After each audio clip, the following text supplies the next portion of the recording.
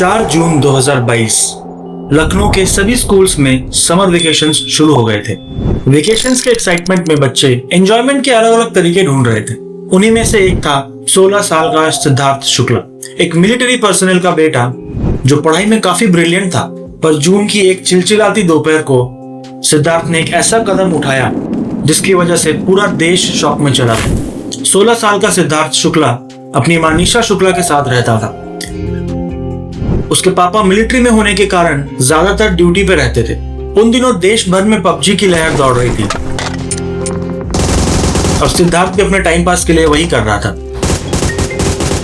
पर सिद्धार्थ के summer vacations के इस एंजॉयमेंट ने एडिक्शन का रूप ले लिया, जिसको लेकर उसकी मां निशा बहुत परेशान रहती थी। और 4 जून के दोपहर सिद्धार्थ के इस एडिक्शन से तंग आकर निशा ने उसको डांट लगाई। उन्होंने उसको समझाया कि ये मोबाइल फोन तुम्हारी पढ़ाई के लिए है, ये तुम्हें क्लासेस अटेंड करने के लिए दिया गया है, दिन भर गेम खेलने के लिए नहीं। और निशा ने सिद्धार्थ को फोन चलाने से मना कर दिया। इस डांट का नतीजा ऐसा होता है जो निशा ने अपनी लाइफ में नहीं सोचा होगा। लंच के बाद सोने गई निशा को अपने बेटे का एक अलग ही रूप दिखा। फोन न मिलने के कारण सिद्धार्थ पर मानो कोई भूत सवार हो गया था। निशा ने देखा कि सिद्धार्थ अपने पापा की सर्विस रिवॉल्वर ताने उसके सामने खड़ा है और जब तक निशा कुछ बोल या समझा पाती तब तक सिद्धार्थ ने ट्रिगर दबा दिया।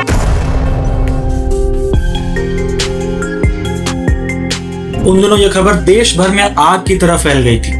Addicted to PUBG and social media, a 16-year-old boy in Lucknow shot his mother dead. 16 साल के बेटे ने अपने पिता की लाइसेंसी पिस्टल से अपनी मां को गोली मार दी। Do you know why this happened? Because the mother scolded him for playing PUBG. Apparently the boy was addicted. His mother would stop him from playing the video game. The minor boy shot his mother using his army man father's pistol. मां कई दिनों से उसे PUBG खेलने से रोक रही थी। इसको लेकर उसके मन में गुस्सा बढ़ता जा रहा था। When his mother stopped him from playing, he shot her. Details of this game of death are chilling. PUBG की लत के चलते मां की हत्या करने वाले नाबालिग आरोपी को अपने किए पर कोई पछतावा नहीं है।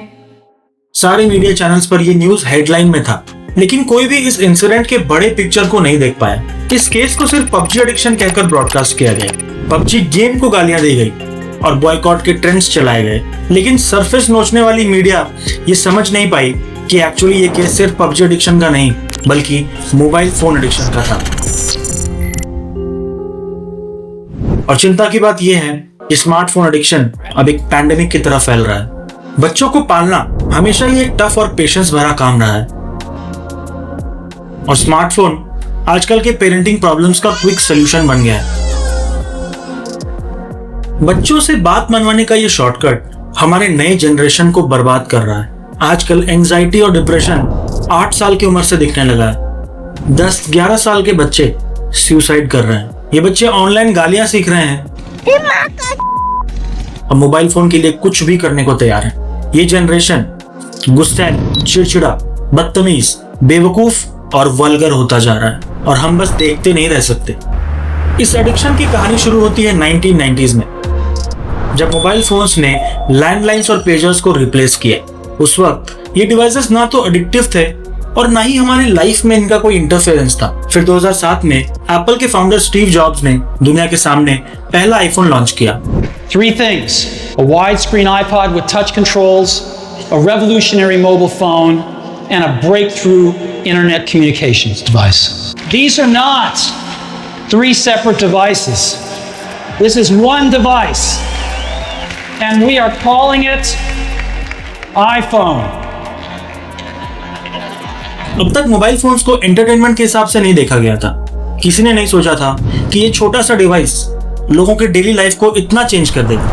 जहां पहले मोबाइल फोन्स ने लैंडलाइन और पेजर्स को रिप्लेस किया था, आईफोन्स ने radio, music player, alarm clock, calendar, torch, camera और कुछ हद तक पर्सनल कंप्यूटर्स को भी रिप्लेस कर दिया था। और इसके बाद शुरू हुआ एक नया एरा जहां मोबाइल फोन सिर्फ काम और कम्युनिकेशन के लिए नहीं बल्कि एंटरटेनमेंट के लिए बनाया जाने लगा। 2015 के बाद मोबाइल फोन्स भी काफी सस्ते होने लगे थे और जियो रिवॉल्यूशन के बाद इंटरनेट बहुत अफोर्डेबल हो गया। 2015 से 2020 तक महज 5 सालों में स्मार्टफोन्स घर घर तक पहुंच गए और बाकी का कसर पूरा किया कोविड-19 ने। कोरोना वायरस ने मोबाइल एडिक्शन को एक अलग लेवल पर पहुंचा दिया। लॉकडाउन में बंद लोग या तो मोबाइल पर टिकटॉक देख रहे थे या बना रहे थे ऑनलाइन क्लासेस होने की वजह से बच्चे बच्चे के हाथ में मोबाइल फोन पहुंच गए, जिससे उनको हर वो कंटेंट का एक्सेस मिल गया जो उनके एज में कंज्यूम नहीं किया जाना चाहिए। और यहीं से शुरू हुआ किड्स में स्मार्टफोन एडिक्शन का पैंडेमिक। मोबाइल फोन यूजेज के इस सडन ग्रोथ में सोशल मीडिया और गेमिंग इंडस्ट्री ने एक अच्छा पोटेंशियल देखा।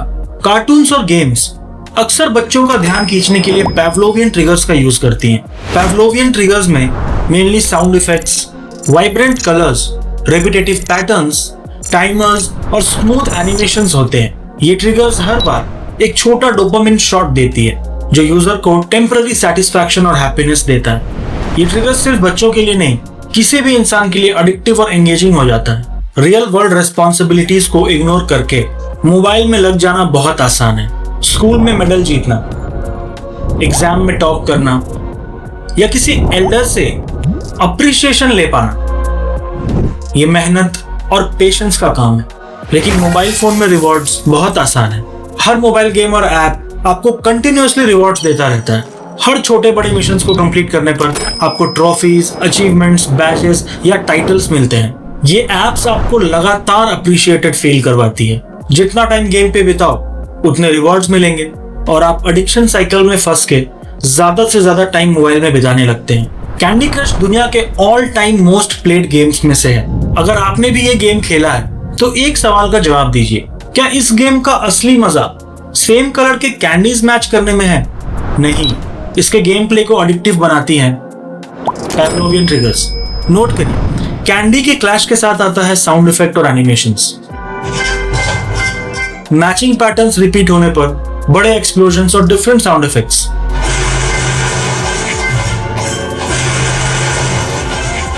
एक साथ 3-4 ब्लास्ट होने पर एक अचीवमेंट की फील देने वाला special sound effect. Sweet. Screen पर वाइब्रेंट कलर्स और गेम प्ले के वक्त कॉन्स्टेंटली चलता हुआ टाइमर और स्कोर। एक बार स्क्रीन को ब्लैक एंड व्हाइट पर करके फोन के वॉल्यूम को बंद करके यही गेम खेलकर देखिए।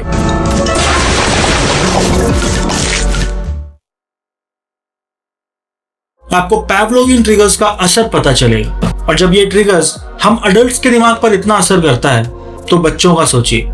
YouTube पे सबसे ज्यादा व्यूज वाला चैनल है कोकोमेलन, जो एक किड्स चैनल है। ये चैनल भी इन्हीं ट्रिगर्स का यूज करती हैं और इनके ट्रिगर्स तो बच्चों के लिए स्पेशली डिजाइंड है। Now, these shows are created by careful experimentation and observing how and when kids get distracted. If kids look away from the screen, they note down and improve the episode to make it more addictive.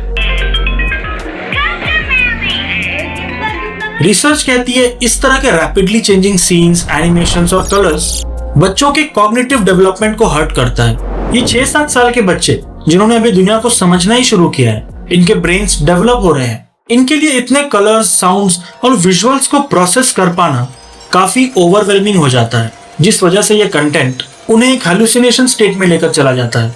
ये वही trans like state है जहां लोग drugs लेकर पहुंचते हैं। आपने भी ध्यान दिया होगा, बच्चे मोबाइल फोन यूज करते वक्त एक अलग ही दुनिया में होते हैं। उनका ब्रेन इतना सैचुरेटेड हो जाता है कि वो आसपास हो रही चीजों पर ध्यान ही नहीं दे पाते। अंगद,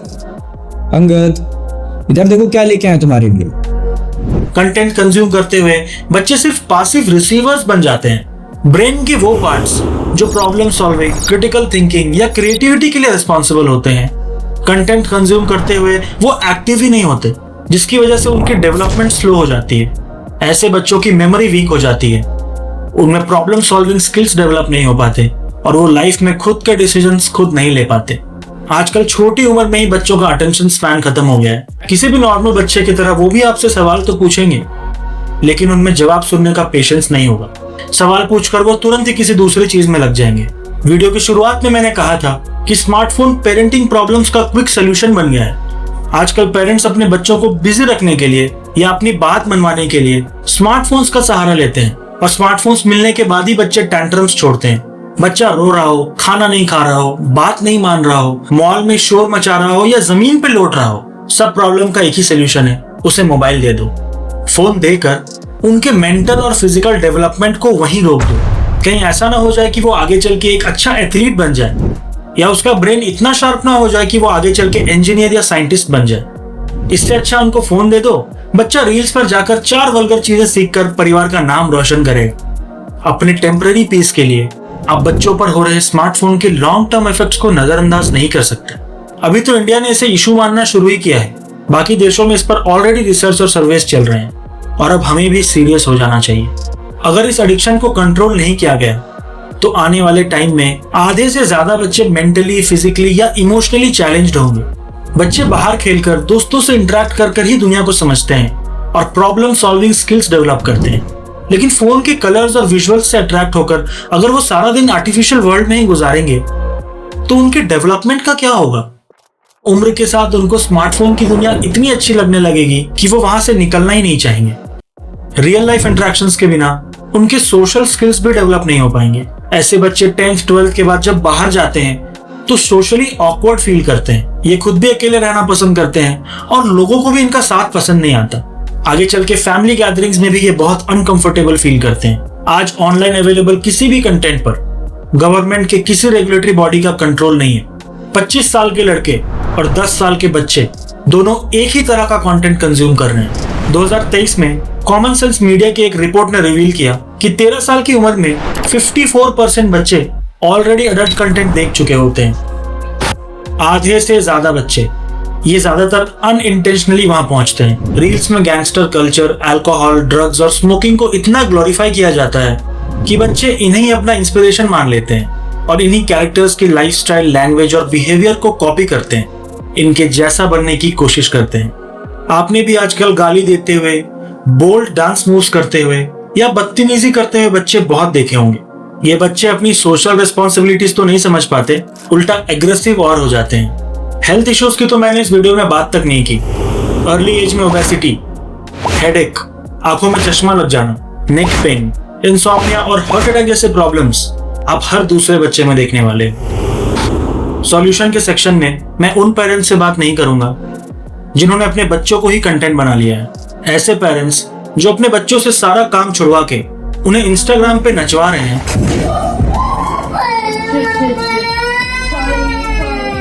उनसे रेस्पॉन्सिबिलिटी और समझदारी की उम्मीद करना बेकार है। इन बच्चों को मैं अनफॉर्चुनेट मान के आगे बढ़ता हूँ। अगर आप अपने छोटे भाई बहन या बच्चों के फ्यूचर को लेके जेन्युइनली कंसर्न है तो आपको ये जानना होगा कि बच्चों की लाइफ खराब करने में जाने अनजाने में उनके पेरेंट्स की ही गलती है। एप्स और गेम्स तो अपना शिकार ढूंढेंगे ही। बिना हाथ पैर मैले किए कोई भी कंपनी $1 मिलियन की नहीं हो जाती। YouTube ने स्पेसिफिकली किड्स के लिए YouTube किड्स लॉन्च किया है। भगवान जाने उनके एल्गोरिदम्स, लेकिन अपने बच्चों को इन कंपनीज के हवाले तो पेरेंट्स ही कर रहे हैं। इन कंपनीज का काम है वल्नरेबल यूजर्स ढूंढना और आपका काम है अपने बच्चे को अग्रेसिव मार्केटिंग, एक्सप्लॉयटेशन और ब्रेन डैमेज से बचाना। अगली बार जब आपका बच्चा फोन के लिए जिद करे तो उस वक्त आपको डिसाइड करना है कि आप उनके हाथ में ब्राइट फ्यूचर देना चाहते हैं या ब्लू स्क्रीन वाला पिंजड़ा। किसी भी एडिक्शन का कोई फर्स्ट टाइम नहीं होता, ड्रग्स हो या स्मार्टफोन। आप ये नहीं सोच सकते हैं कि इस बार बस जिद मान के दे देते हैं, अगली बार मना कर देंगे। ऐसा करके आप लूप में फंस रहे हो। अपने बच्चे को ये सिखा रहे हो कि अगर फोन चाहिए तो नाटक करना पड़ेगा, फ्लाइट में रोना होगा और मॉल में शोर मचाना होगा।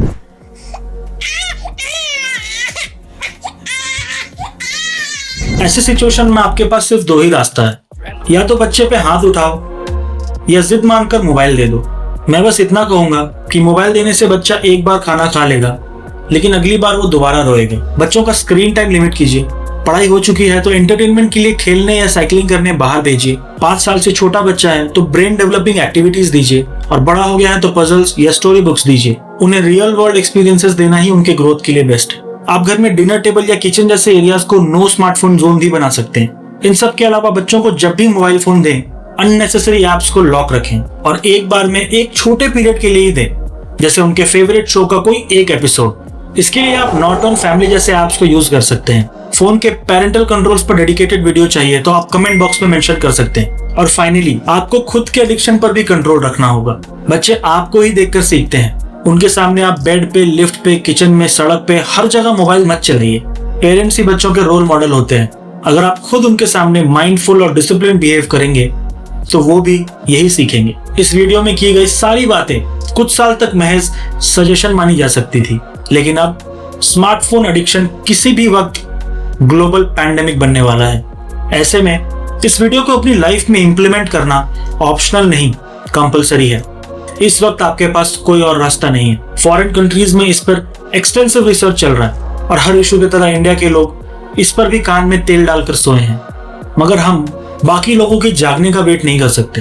हम निशा जैसे और मर्डर्स का वेट नहीं कर सकते। हमारे बच्चों का फ्यूचर हमारे हाथ में है और हमने एक्शन नहीं लिया तो ये स्मार्टफोन एडिक्शन एक पूरा जनरेशन निकल जाएगा और हम बैठे बैठे ये होने का वेट नहीं कर सकते। मेरा नाम है शाश्वत और मैं साइबर सिक्योरिटी और टेक्नोलॉजी के ऐसे ही कॉम्प्लेक्स टॉपिक्स को आसान भाषा में लोगों तक पहुंचाने की कोशिश करता हूं। वीडियो पसंद आए तो सब्सक्राइब कीजिए। मिलते हैं नेक्स्ट वीडियो में।